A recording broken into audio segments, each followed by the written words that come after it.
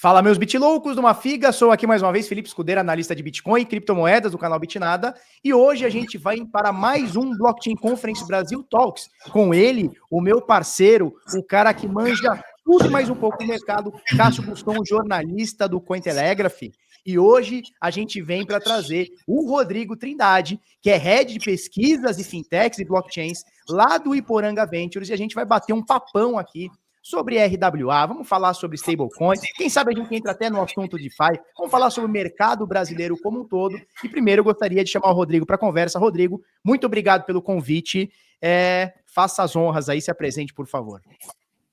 Boa, eu que agradeço pelo convite, pessoal, muito prazer estar aqui com vocês hoje. Acho que uma introdução breve sobre mim, como você bem comentou, aqui na Iporanga eu toco à frente de Research, então tudo que vocês veem da gestora para frente, né, a frente de Research, Blockchain, Fintech, eu lidero essas frentes aqui, e também, como você bem comentou, análise de investimento, a parte de Fintech, Blockchain, acaba passando tudo por mim também. Dando uma breve introdução da Iporanga, para quem não tem muito contato com o contexto de Venture Capital, nós somos uma gestora que investe em startups na América Latina como um todo, com foco especificamente em fintech e blockchain. Então, a gente tem um costume de falar, né, que é o Future of Finance, e não daria para falar de futuro dos serviços financeiros sem falar de blockchain. Eu acho que as duas coisas andam muito em conjunto e vamos falar disso hoje aqui. Então, nós investimos nesse setor, especialmente em empresas no estágio um pouco mais inicial, ali em torno do seed, empresas que estão com algum produto rodando, já tem algum tipo de cliente, escala, enfim, isso é mais ou menos o projeto que a gente olha aqui na Iporanga. É importante destacar, Fê, que o Rodrigo teve a Iporanga Ventures, o Rodrigo colaboram também com grandes pesquisas de mercado que a gente vê aí, às vezes, da Nansen, CryptoQuant, sempre os caras estão no meio aí, troca essa ideia com o pessoal aí. Exato, Rodrigo, recentemente a gente lançou, só aproveitando para fazer o jabá, um reporte de stablecoins locais, especialmente de BRL, né, Brasil, e também está evoluindo para um Latam, tá? Então, tivemos algumas aparições em alguns veículos de mídia e acabou colaborando também com o último report do Dune Analytics sobre o mercado da América Latina. Os caras é foda. E aí, Rodrigo, emendando aí, cara, Venture Capital, como você mesmo disse, aí é a galera que investe nos projetos de cripto aí, né? Não só cripto, né? Mas no caso da Iporanga aí, em cripto. Cara, quando chega um projeto para vocês, e aí isso eu acho que pode ajudar a galera nessa, né, quem está assistindo a gente nesse mar sem fim de criptomoeda que cada dia, sei lá, acho que cria 100 mil criptomoedas por dia, e o cara, às vezes ele quer diversificar o investimento, sair de Bitcoin, Ethereum e Solana, e ele não sabe, fica perdido por aí. Quando vocês recebem um projeto, ou quando vocês olham para um setor, como que vocês avaliam para falar, olha, isso aqui é massa, isso aqui vai impactar as pessoas e isso é importante a gente investir? Qual que é os pontos que vocês olham aí para tomar essa decisão? Boa pergunta, cara. Acho que essa é uma pergunta que tem muita gente que tem dúvida, e é uma pergunta que aparece bastante enquanto eu estou falando em ambientes como esse, né? Mas, cara, algumas pessoas da audiência, até vocês podem estar um pouco mais acostumados com análise fundamentalista de empresas, e no fim do dia a gente passa por muitos elementos do que seja uma análise fundamentalista.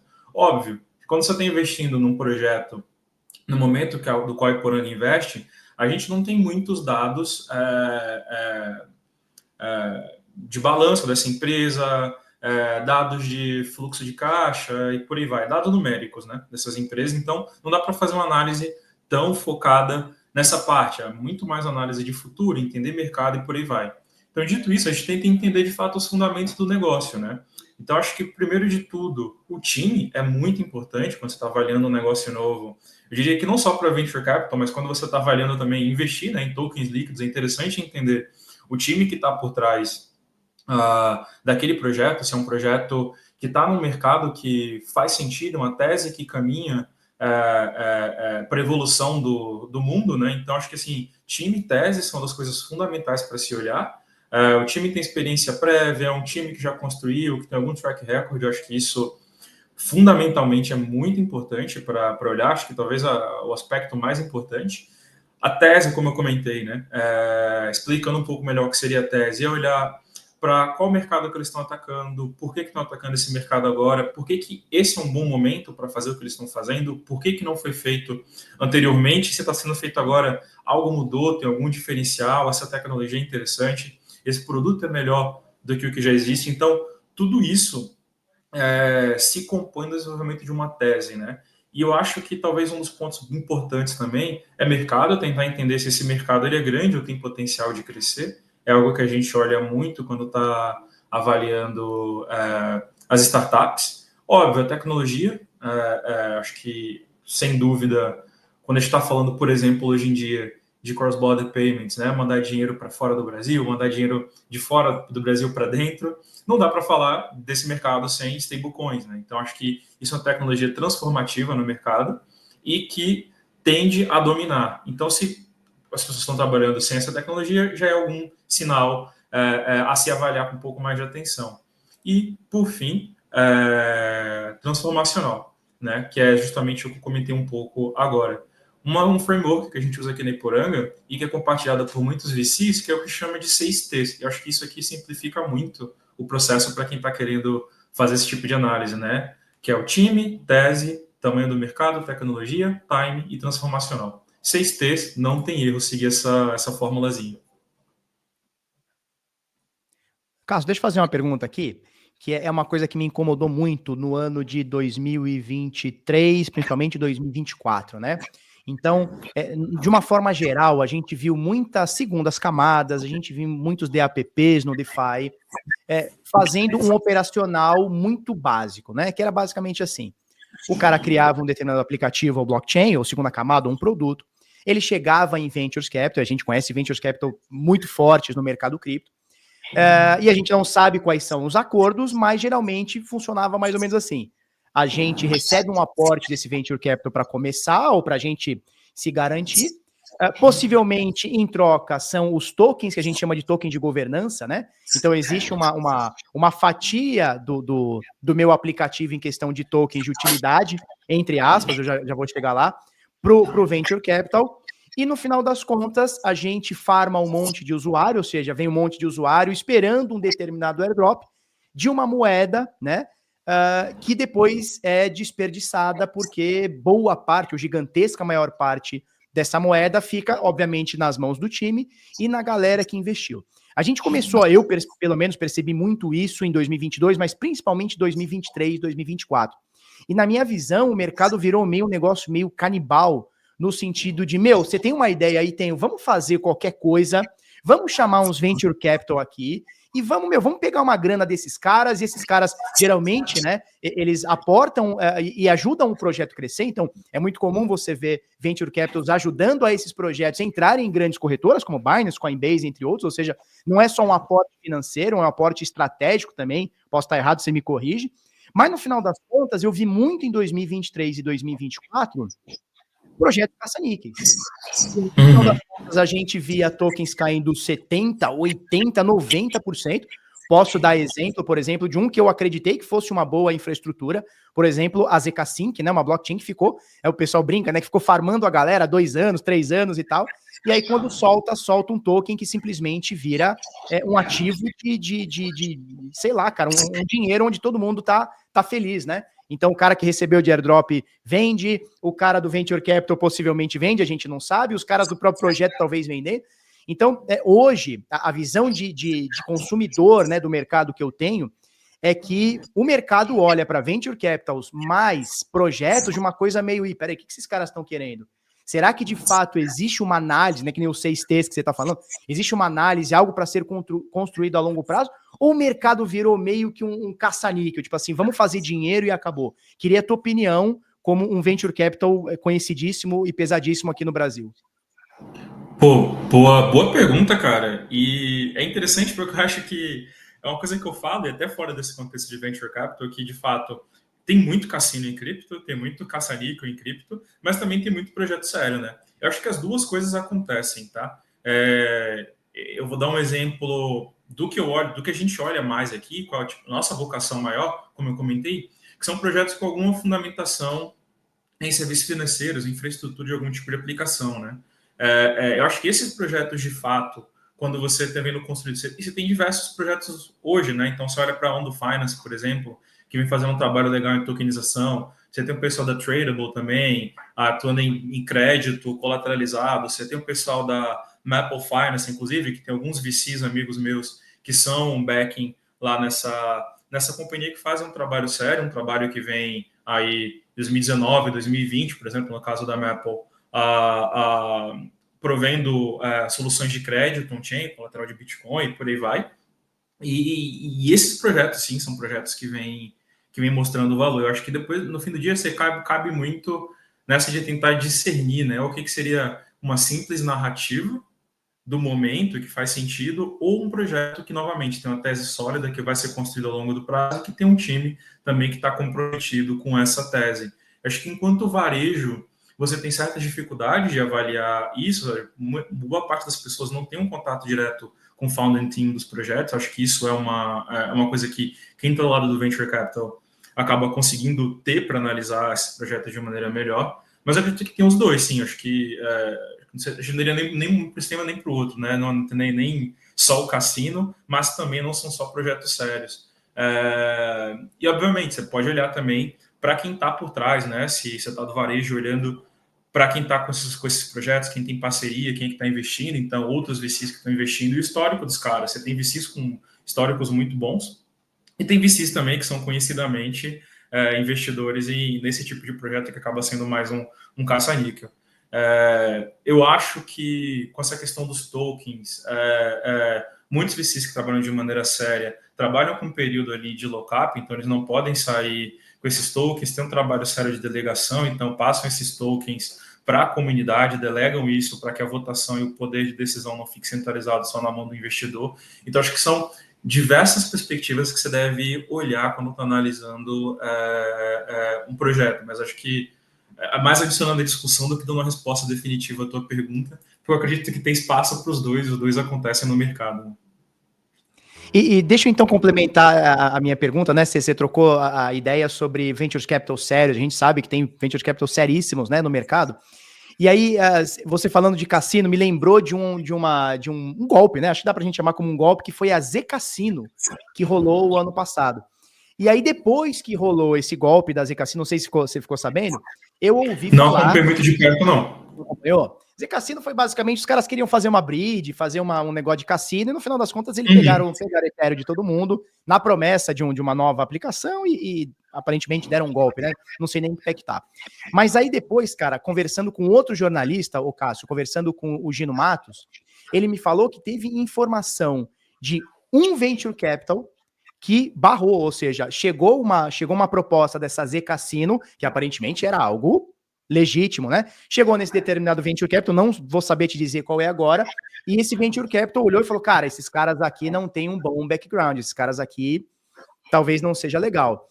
E aí a pergunta que eu quero te fazer é, existe esse contato entre venture capital, ou seja, vocês se comunicam no seguinte sentido, cara, esse caminho aqui, esse cara aqui não é legal, talvez seja melhor nós, para a gente proteger esse mercado de venture capital, a gente se afastar desse tipo de player ou não? É meio que cada um vai na sua.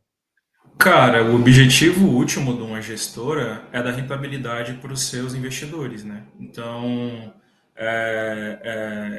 obviamente, olhar para os empreendedores de um ângulo mais próximo, acompanhar quem são eles, acho que com certeza. E sim, as gestoras conversam muito. Inclusive, a gente tem, se você olhar, acho que a maior parte dos nossos deals, 90%, são deals compartilhados que a gente não faz sozinho e traz outras gestoras, tem diversos motivos e razões econômicas para isso, mas uma delas é que você divide risco, né? Então, você divide análise, você tem mais processo, você tem mais critério. A barra fica mais alta quando você traz mais gente, mais análise, olhando de diversos pontos. E no fim do dia, cara, eu costumo brincar, na verdade não costumo brincar, acho que é muito comum esse dizer dentro da indústria, que venture capital no fim do dia é um negócio de pessoas, né? Então, a sua rede de relacionamento, estar dentro do mercado, conhecer os empreendedores, conhecer outras gestoras que possam conhecer esses empreendedores, E não só isso, entrar em contato com quem que esses caras trabalharam antes, quais são as recomendações, qual é o background check. Então, acho que tem uma análise muito profunda, pelo menos para quem faz de forma séria isso, que não, certas coisas não passam comumente, né? Ou não eram para passar, óbvio. A gente teve casos aí já na indústria, bom, não vale ficar citando nomes, mas de grandes projetos que causaram riscos sistêmicos aí, e teve muita coisa que foi por pura falha de background, né? Porque às vezes falhas acontecem, mas no geral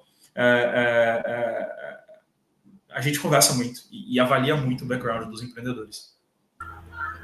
Ô, Rodrigo, deixa eu perguntar um negócio. Você falou aí de stablecoin e tal, né? Que vocês olham muito esse setor financeiro. Fora esse setor de remessa, vamos dizer para mim, tipo, pro Cássio aqui, que não viaja, não vai para país nenhum, fica só aqui em Jundiaí, vai no máximo para São Paulo. Ó, isso não é uma verdade, hein, Cássio? Porque o início desse ano nós fomos para El Salvador, hein? É, o Cássio El Salvador.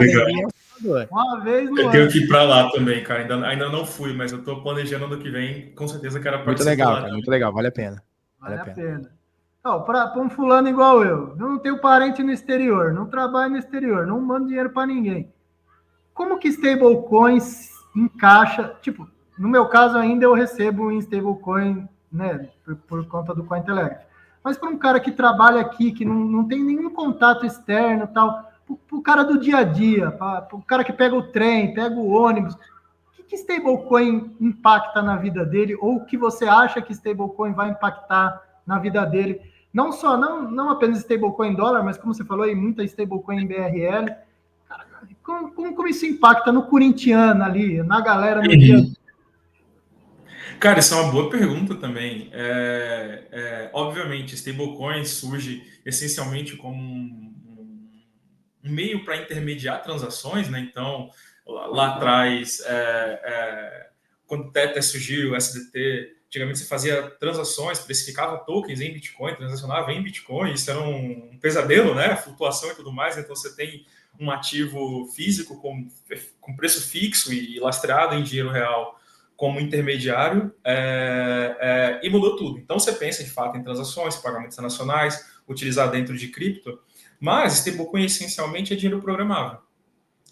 E isso é muito significativo, porque você abre possibilidade de construções de negócios de maneira muito rápida. Então você pode oferecer, por exemplo, uma solução de custódia de ativos para o seu cliente, para ele se ter dinheiro real, sem ser um banco, sem ser uma instituição de pagamento, por exemplo. Então, isso abre muitas portas. Eu acho que no Brasil, especificamente, como a gente tem PIX, por exemplo, e transações locais já são muito bem resolvidas, isso talvez stablecoins não peguem nesse sentido, mas eu acredito que outros produtos vão ser construídos em cima de stablecoin, especialmente produtos de investimento. Acho que talvez eu possa dar esse exemplo, né? Hoje você tem um movimento aqui no Brasil muito grande de evolução de tokenização, especialmente no mercado de crédito, né? A gente tem um mercado de crédito muito bem desenvolvido aqui no Brasil, e lá fora a gente está vendo o surgimento de opções de investimento como tesouro americano, tokenizado, money markets e por aí vai. Que stablecoins pode ser uma infraestrutura para isso. O usuário vai estar comprando um ativo tokenizado, porque isso vai ser popularizado. No meu caso, por exemplo, eu nunca tinha comprado cota de um fundo de investimento de crédito antes de surgir os tokenizadores aqui no Brasil, que permitiram acesso facilitado. E no background dessa infraestrutura está rodando uma stablecoin. Seja uma stablecoin, de fato, de uso público, como a gente vê aqui no Brasil, a gente tem BRA, BRZ, BBRL e afins, mas pode ser também stablecoin de uso interno. Então, isso o usuário já vai estar usando no dia a dia. A gente tem aqui no Brasil também o exemplo da CloudWalk, que já usa uma stablecoin dentro do sistema deles interno para não só facilitar transações, mas também para pagar pontos e bonificar e fazer com que o ecossistema se feche ali dentro, com as maquininhas, adquirência e por aí vai. Então, acho que o uso de stablecoins para o usuário comum, para o corintiano, como você comentou, vai ser muito mais as coisas que vão estar acontecendo de fundo, de pano, do que de fato a interação dele, né? Óbvio, aí se você quiser fazer FX, comprar dólar, comprar outras coisas, você vai interagir de maneira mais eficiente. E além disso, eu acho que isso promove a construção de negócios, né? Então, se você tem, por exemplo, um emissor de stablecoin, como que já estão surgindo, stablecoins locais, para trazer esse exemplo, né? aqui no Brasil, na Colômbia e no México, por exemplo. De repente, com uma integração, com um parceiro, com um provedor, você consegue estar operando em 3 países diferentes, aceitando pagamentos e viabilizando que novos negócios cheguem nos clientes. Eu não acho que, a princípio, se você tirar essa vertente de pagamentos e remessas, as stablecoins vão ter um impacto direto, mas acho que isso vai vir muito desse impacto indireto. Outro exemplo que eu tenho visto também é de bancarização, cara. Você tem algumas parcelas da população que, por diversos motivos, e de maneira legítima, ganham dinheiro, mas não têm acesso a banco, tem problema com contas sendo bloqueadas, ou, por exemplo, falta de acesso a crédito. Isso permite com que novas empresas surjam, construam soluções de pagamento, soluções de custódia, soluções de investimento, soluções de bancarização no fim do dia, e ofereça para isso para os seus clientes que nem sabem, nem precisam saber no fim do dia, que estão interagindo e estão usando uma infraestrutura que tem blockchain por trás. Então, eu acho que é muito nesse sentido, assim, eu vejo blockchain mais como o próximo passo para substituir diversas caixinhas e elementos do qual o sistema financeiro atual roda em cima. Então, no fim do dia, todo mundo vai usar e não vai nem saber que está usando, precisar saber que está usando, né? Na verdade. Caralho, que massa, boa visão. Agora, pegando um gancho aí no que você falou e pegando um gancho em El Salvador, ali no que o Felipe comentou que a gente foi lá. O evento de El Salvador era muito de maximalista de Bitcoin, ou seja, a galera que acha que Bitcoin vai dominar o mundo. E aí você comentou ali, né, que antes do surgimento das stablecoins, muitas moedas ainda eram listadas, né, hoje ainda assim, mas os principais pares são stablecoins, mas as moedas eram listadas nos pares em BTC, né, ou seja, IPH-BTC, por exemplo, e assim por diante. E que isso era muito dificultoso, porque você tinha 2 ativos voláteis, né, como que você fazia e previa como as coisas iam acontecer. E daí stablecoin veio e, nivelou o mercado e permitiu com que esse mercado crescesse. E certamente sem stablecoin esse mercado não estaria como ele está hoje. No entanto, lá em El Salvador, a galera defende que isso é um estágio para voltar para trás, para voltar para esse estágio onde o BTC passa a ser a moeda de referência, uma moeda de referência global. Você acredita que isso é possível? Ou seja, o BTC chegar a um ponto de se tornar, né, da gente cotar a coxinha no Bitcoin? Você acha que isso é mais uma retórica do que uma realidade que possa acontecer um dia? Cara, isso é uma reflexão legal de se fazer. Assim, eu tenho algumas opiniões sobre isso e eu vejo de algumas formas diferentes. Acho que e isso depende muito do horizonte de tempo que a gente está falando. Não sei daqui que vai acontecer daqui a 40, 50, 100 anos. Vai que existe uma guerra mundial, um apocalipse, o sistema financeiro tradicional completamente disruptado, só sobrou o Bitcoin. Quem sabe, mas eu acredito que na evolução natural das coisas o Bitcoin seja usado como moeda de pagamento, né? Cara, no fim do dia, por que eu vou pagar usando meu Bitcoin se eu acredito que ele vai continuar se valorizando? Por que eu vou pagar com meu Bitcoin se eu acredito que ele é uma moeda de reserva, que ele é o novo ouro digital, é uma moeda descentralizada e que eu posso deixar aqui, esquecer e voltar daqui a 50 anos e ele ainda vai estar lá, ainda vai ter valor? Então, eu não acredito no Bitcoin necessariamente como moeda de pagamento. Eu acho que faz muito sentido e tem muita gente que já faz, a audiência conhece, vocês conhecem, que usam sim Bitcoin como colateral para tomar crédito e aí sim utilizar e pagar com stablecoins, pagar no mundo real. Mas acho que o Bitcoin diretamente não, até porque ele tem a sua própria narrativa, né, do ouro digital, e que eu acredito que seja o mais forte hoje. Aí existem outras evoluções, né? Você construir soluções em cima da infraestrutura do Bitcoin. Acho que tem até o próprio grande oferecedor aqui, né, a Truther do Blockchain Conference, que já constrói uma solução de pagamentos utilizando infraestrutura em Bitcoin, que pode trazer privacidade. Eu acredito que essa é uma narrativa muito interessante, algo que tem potencial para o futuro. Mas eu acredito também que, cara, assim, acho que no fim do dia a gente vai ter que trazer para a realidade e vai ter que parear isso com alguma moeda no fim do dia. Então, vai ter que stablecoins, em última instância, são o meio de pagamento que vai ser utilizado, ou ativos que se pareçam muito com stablecoins, né? Não acredito necessariamente que Bitcoin seja o ativo para se pagar no fim do dia, mas assim, é minha visão, que os Bitcoin Maxi não me matem, mas pelo menos essa é minha visão. E aí você tem outras infraestruturas que são construídas no Ethereum, a EVM, na Solana, por exemplo. Tenho amigos dos dois lados, eu acho que cada um tem seus pontos e vantagens e narrativas específicas para seguir, mas eu tenho até essa visão talvez um pouco mais apaziguadora, assim. Rodrigo, eu sou muito dessa tua tese, né? Eu sou esse cara eu fui esse cara que o Cássio falou, sei lá, 10 anos atrás eu imaginava que o Bitcoin seria, porra, nós vamos, talvez não em 2025, mas talvez 2035, 45, eu imaginava que a gente fosse usar o Bitcoin para pagar tudo. E aí, cara, o mercado jogou a gente para outros cantos, né? Então eu acredito muito nessa tua tese, onde o Bitcoin, como você gerar valor com ele, então você pode colateralizar o teu Bitcoin e gerar crédito com ele, seja através de stablecoins, de real, de dólar, o que é que seja, para utilizar na própria infraestrutura blockchain, ou seja, no próprio sistema financeiro, né, inclusivo da blockchain, ou até mesmo para você trazer para o dia a dia. Eu acredito muito nessa tese, né? E aí, cara, já que você tocou no assunto DeFi, né, e é um assunto que eu gosto bastante, você e a Iporanga, né, vocês têm visto alguma coisa de DeFi, ou alguma tese de DeFi, ou não somente DeFi, uma coisa mais ampla, mas enfim, alguma infraestrutura de blockchain, tirando stablecoins que a gente acabou de comentar, você tem visto alguma coisa que é tendência ou pode virar tendência? Cara, acho que como eu comentei, né? Eu quero voltar no tema de stablecoins, então eu vou responder a tua pergunta e vou fazer um push de volta, porque eu acho que tem algumas coisas interessantes para a gente falar. Mas sim, óbvio, a gente tem aqui na Iporanga algumas investidas já que tocam o tema de pagamentos e infraestrutura, mas eu acho que não é stablecoin diretamente, mas soluções que são agregadores de liquidez e que provém liquidez para trocas sejam interessantes, sejam essas integrações ou essa liquidez completamente on-chain ou não, acho que é necessário para que o mercado evolua, mas talvez dando um passo atrás para mostrar como eu entendo e como a gente entende a visão de futuro, é o seguinte, e talvez seja algo que todo mundo compartilhe aqui, né? Blockchain vai ser a infraestrutura do futuro para o mercado financeiro. Vamos estabelecer isso como nossa métrica, como nossa visão de futuro.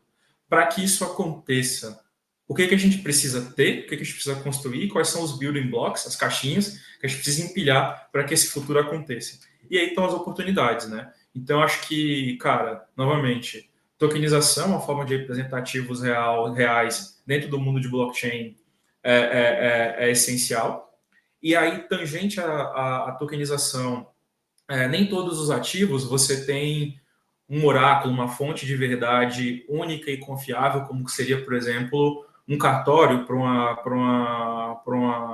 a escritura de um imóvel ou uma bolsa de valores para o preço de um ativo do mundo real. Às vezes você tem gado, você tem soja, você tem ativos no mundo real que vão ser tokenizados e que vão ser transacionados dessa forma. Então, você precisa de uma infraestrutura em volta para garantir a qualidade desse bem, para garantir que ele está lá, para garantir que ele existe, onde ele está. Então, existe toda uma construção de infraestrutura, toca no tema de DePIN aí, para garantir a verdade, garantir informação sobre esses bens. Eu acho que é algo que a gente vê evoluindo com frequência.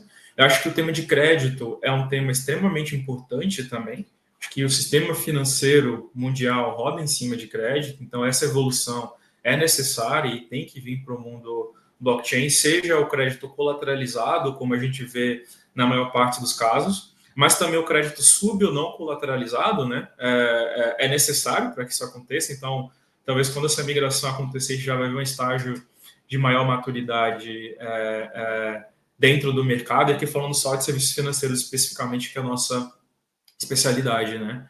E eu consigo enxergar também mais uma evolução que é legal. Eu tenho ativos tokenizados, eu tenho investimentos, eu tenho crédito, eu tenho pagamento, eu tenho infraestrutura.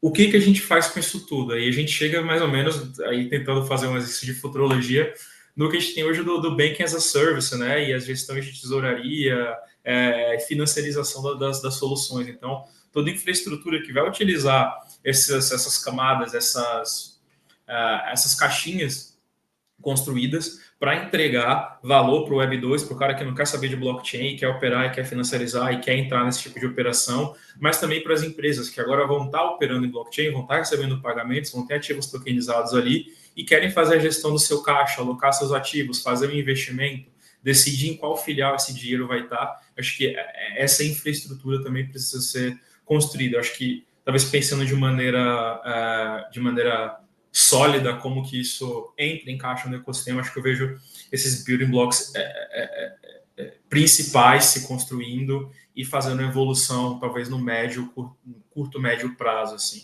Aí, longo prazo, dá para a gente brincar de muitas outras coisas, e até o tema de blockchain, de stablecoin que eu falei que eu queria puxar, que seria algo como currency abstraction, né? A gente viu o gas abstraction, quem sabe, por que não brincar de currency abstraction no futuro?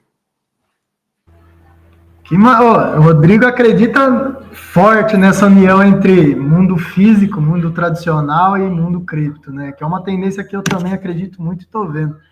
Agora, Rodrigo, a gente falou do que vai bombar, do que fez sucesso e tal. E o que você acredita que flopou?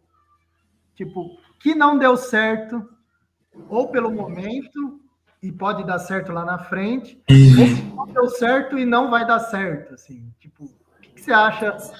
Cara, dizer que não dá certo é uma afirmação poderosa, né? Eu não posso, assim, acho que eu não que não dá. O que você acha que flopou? Falou, tipo, sei lá, isso era muito avançado para o momento. Talvez mais lá na frente funcione melhor.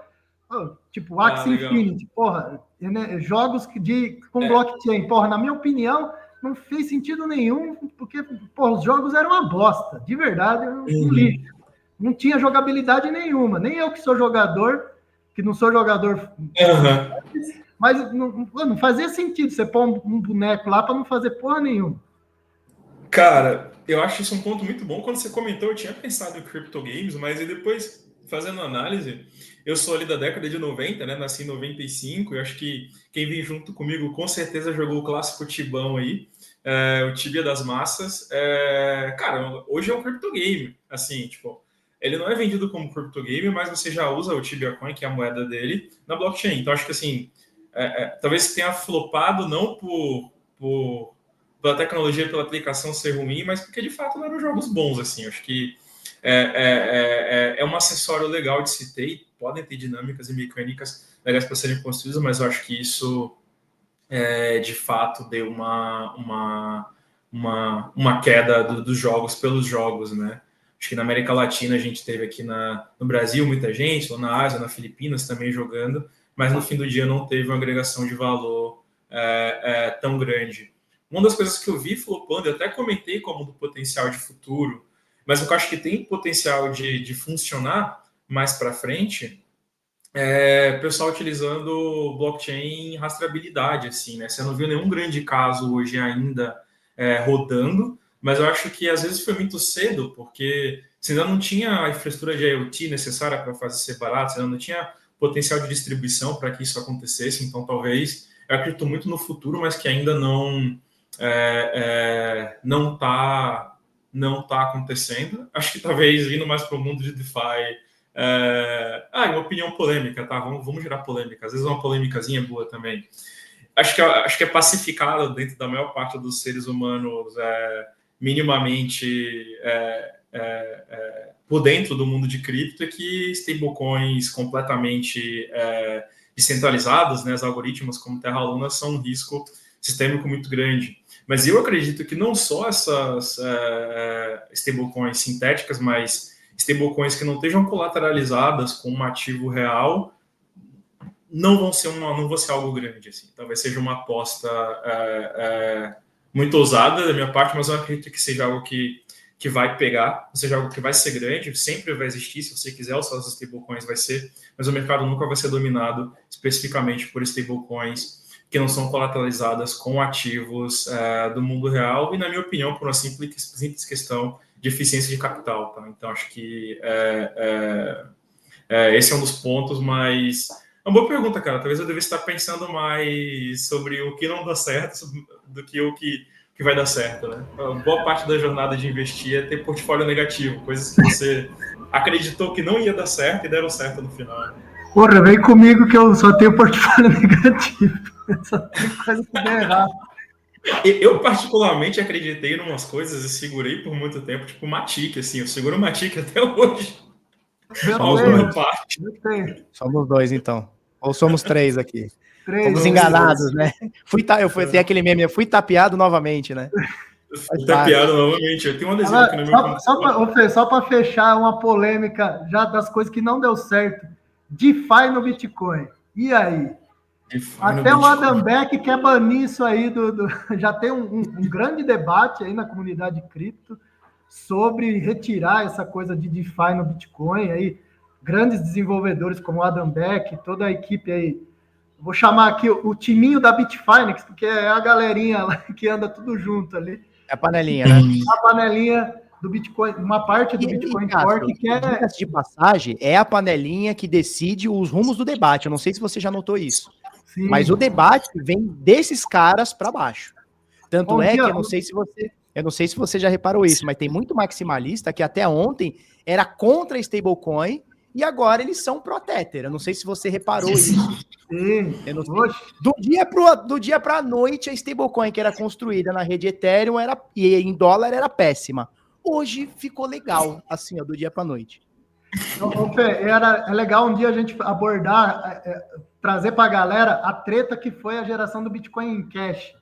Como o Bitcoin Core impactou fortemente nisso e dominou essa narrativa sem ter o maior poder de hash da rede, né? Mas isso é com outro legal. E aí, o que você acha? DeFi no Bitcoin, é legal ou é uma bosta?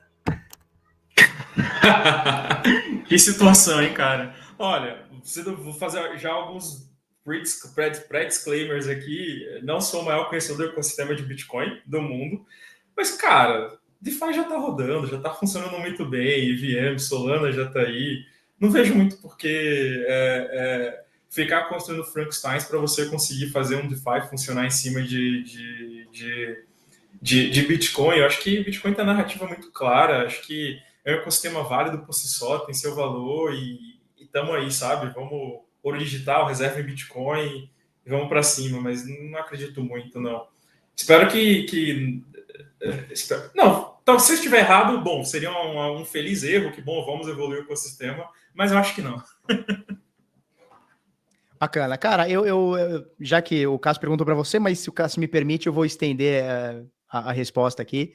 Eu acho que o DeFi no Bitcoin não faz o menor sentido, porque ele foi feito para uma coisa, e como o Rodrigo falou, fazer um Frankenstein para que ele sirva para outra não faz sentido. Mas eu acredito numa tese que pouca gente viu, ou muita gente viu, mas ainda não conseguiu botar em prática, que é utilizar o Bitcoin no sentido de DeFi como uma camada de dados, ou seja, a gente traz o DeFi para uma EVM, para uma Solana, ou a infraestrutura que você quiser, mas a gente vai oficializando isso através de segundas camadas, como mais ou menos a Lightning ou a Liquid, a gente vai trazendo esses checkpoints para dentro da rede Bitcoin, ou seja, o Bitcoin ele vira uma camada de segurança para outras coisas. Aí eu acho muito legal, mas assim, hoje a gente está longe de acontecer. Tem algumas coisas querendo fazer, como o protocolo Stacks, ou a antiga RSK, que agora mudou de nome, é Rootstocks, né? Que inclusive a Solange Gueiros era uma das fundadoras, ou trabalhou bastante, uma brasileira, né? Trabalhou bastante na RSK. Então são opções que ainda não vingaram, mas quem sabe podem vingar. Bom, eu acho que a gente poderia expandir esse papo, Rodrigo e Cássio, por mais fácil aí, 1 hora e meia, mas eu vou falar pra galera que se quiser bater esse papão, seja comigo, seja com o Cássio, seja com o Rodrigo, que estejam lá conosco no Blockchain Conference Brasil, by Trutter, que vai acontecer dias 28 e 29 de novembro no Expo Center Norte, em São Paulo. Se você clicar e olhar aqui nos palestrantes, nessa aba aqui de cima, você vai ver todo mundo que vai falar, seja palestrante, seja painelista, e você vai ver que o Rodrigo Trindade, da Iporanga Ventures, será um speaker nosso, e é uma honra tê-lo como speaker, viu, Rodrigo? Saiba que a gente gosta bastante do seu trabalho, gosta bastante aí do trampo da Iporanga, e a gente sabe que vai agregar bastante. E se o carinha que está assistindo a gente agora quiser bater um papão lá com o Rodrigo, com o Cássio e com mais dezenas e centenas de palestrantes, é só acessar o blockchainconferencebrasil.com. O link está aqui na descrição. Agradeço demais o meu manão Cássio Gusson, jornalista nota 10. E o Rodrigo Trindade deixar aberto aqui, né? Quando tiver algum produto a ser lançado, quando tiver alguma tese para a gente debater e trazer aqui para a audiência, seja do Blockchain Conference Brasil, seja para o Bitnada, a gente tá de portas abertas aqui para recebê-lo, viu, Rodrigo? Claro, vamos deixar registrado aqui então. Daqui a pouco a gente deve lançar mais um report novo aí, Latam, dessa vez, envolvendo o mercado. Vamos voltar aqui para trocar essa ideia. Legal, show de bola, vai ser muito bem-vindo. Obrigado, Cássio, obrigado, Rodrigo, obrigado, audiência. Nos vemos no próximo Blockchain Talks Brasil. Obrigado. Valeu.